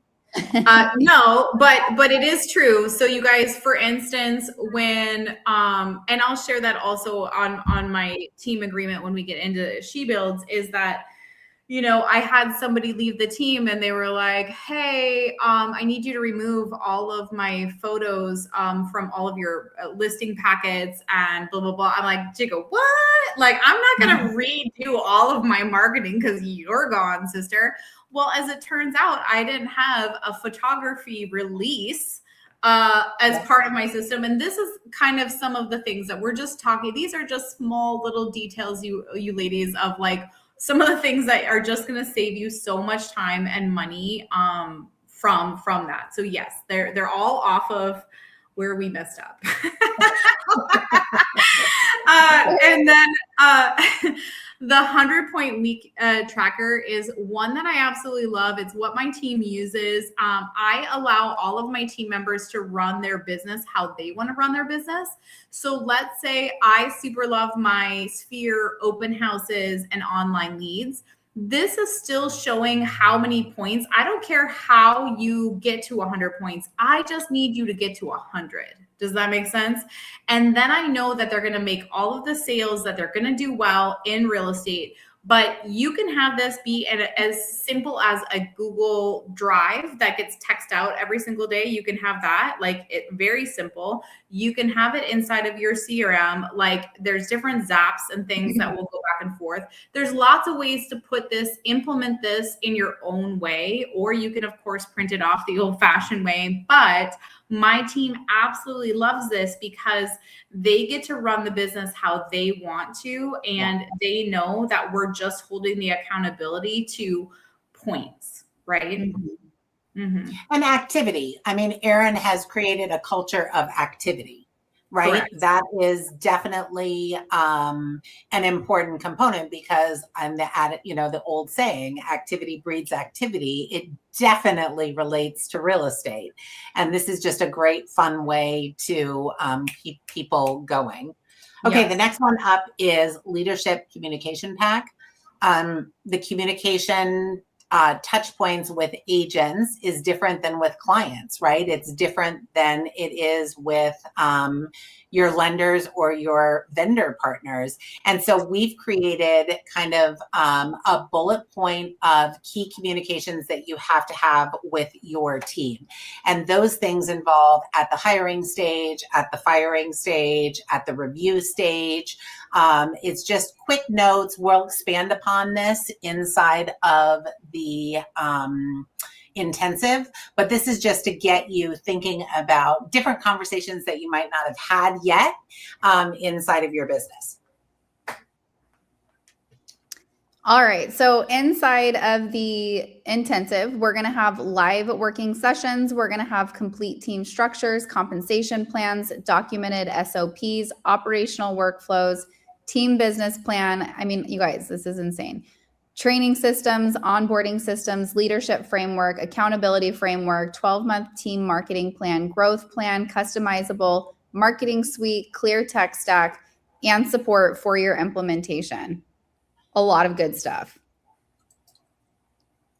All right, and we already went through in the middle, so just in case you guys missed it, we're going to have Tara. She actually has an amazing, I will put the link in the bottom of this in Moms in Real Estate in the comments, but she actually has an amazing, she does this virtual conference every year, and it is next level. So I'm going to make sure to invite you guys all to that. She is awesome at systems, like I said.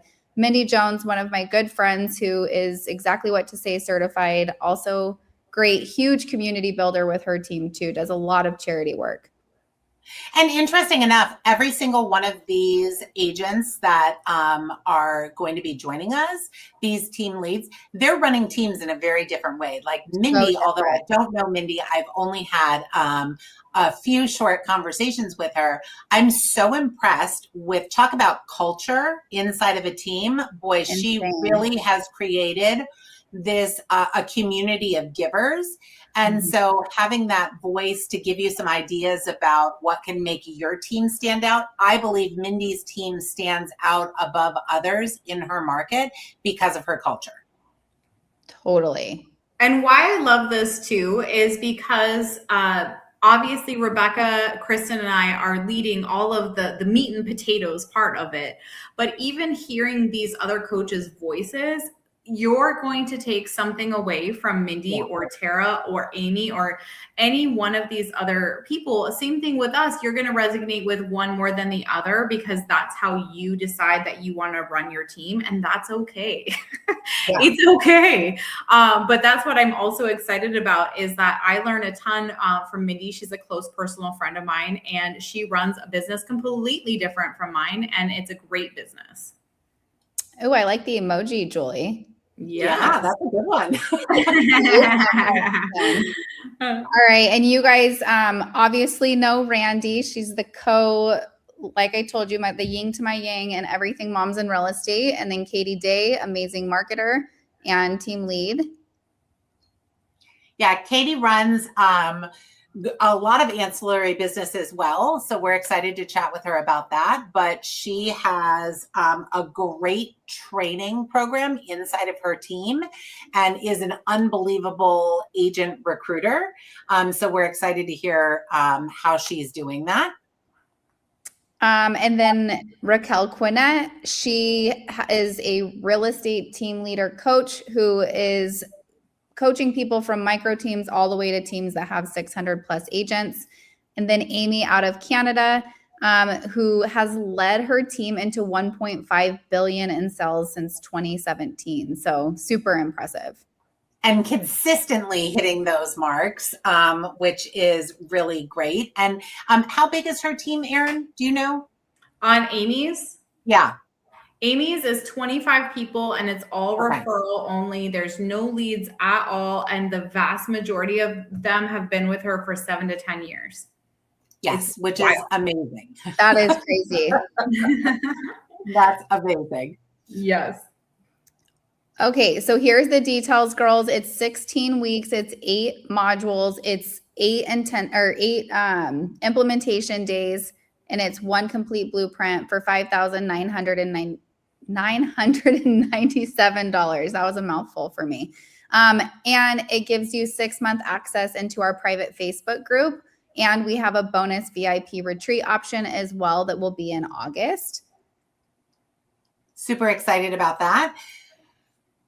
And we have a discount for the first 10 people that sign up. It is $1,000 if you use the code MC25, and you'll go to shebuildsteams.com. And you guys, if you are like, I have more questions, and obviously it's kind of hard through a live class, I would just suggest reaching out to one of us. You guys we're all on Facebook right now, obviously. So shooting us a Facebook message. You can connect with us all on social media. Or if you go to shebuildsteams.com, you're going to see all of our profiles and how to contact us on there. Yeah. Kristen, because we're live here, do we have email addresses for everyone so that we can share all of the resources? So if you registered, then absolutely, we will get you guys all of the resources. If you're just like scrolling in Moms in Real Estate and you stop to watch this, or if you're on YouTube, you guys will have to reach out for those resources and I will get those to you. Okay, good. Yes, because we want to make sure everyone has something to walk away with. Yeah, those resources you girls have got to get. They are amazing. Yeah. And I am excited. I'm super excited to actually have that implementation, Rebecca, because like it's too easy for us as moms and as women. Like life just gets in the way, and then we intend to get things done and we just don't get them done. And with this, we have these VAs that are trained to, sit down with you and be able to say, you'll be able to say, hey, these are my things that I think are really important to me. And they'll be able to craft all of these items that you're going to need for your team. And you're going to walk away with a complete system. If you know yourself, I am super ADD. This would have been exactly what I would have signed up for and done, because otherwise I just kept going to event after event, or worse yet, I would pay for course after course and then be like, oh, that was really smart. Yeah, I'll do that sometime. And then life happens. Exactly. I mean, that's the thing I think we hear all the time is like, get in the room. And this is like your opportunity to get in the room and to literally build out in the 16 weeks what the framework of your team looks like while building relationships with other people. And again, like Erin was saying, like, you have Rebecca and Erin who have built these amazing teams and have different perspectives, but we have so many other coaches that have different perspectives in there. And you might build a great relationship with one of them, and that person becomes like somebody that you can reach out to. So that's a huge, huge piece you need to think about. And I think every year it's like, how are we pushing ourselves, and I was just telling my son this yesterday. We got a coach in football and he's a pro ex-football player. And I told him, I'm like, all the time in life, like, you want somebody that's pouring into you so that you can move to that next step and whatever it is that you're trying to achieve. And so I'm excited because, I just invested in a coaching program for 2026 for what I'm trying to do in my next step. So if this is something that you're like, I want to build a team and I want to do it the right way, this is a no-brainer. It's honestly super inexpensive for what it is, and you will definitely see your money back. We are also making it super easy that if you're like, okay, that is a lot of money for me, then you can break it up into a couple payments. So we'll go into that option with you if that's something you want to do. Yeah. And then I'm going to tap into one other point about the implementation. When we talk about implementation, like, what are we actually talking about? We're talking about fill in the blank for your contracts. We're talking about done for you handbook, fill in the blank with things that are specific to you, your team, and your location. And our VAs will plug it in and deliver you a completed guide. When we talk about buyer's guides, seller's guides, and recruiting guides, they're all completely editable. So again, you fill in the questions, our VA will create it for you and send you a draft version. So really the implementation, like, we are definitely, we want agents that want to get shit done on this. Like, it's about getting shit done, because no one wants the idea. Everyone wants the income from the idea. And so we've broken it down and is easy to tackle snippets as possible. Yeah. So thank you guys so much for being here. And again, reach out to us if you guys have questions. My Instagram is at Hey Kristen Cantrell. Rebecca and Erin, do you guys want to say yours? Yes, I'm at RebeccaGreen.co. _Ethridge_team. Awesome. All right. Dossie, I connected with you on Instagram too, so you are welcome. I love that I have so many chapter leaders on this call. I'm like, wait a minute, you're all wanting to build teams. I'm going to call all of you. Perfect. I'll see you guys later. Bye. Thanks everyone. Bye.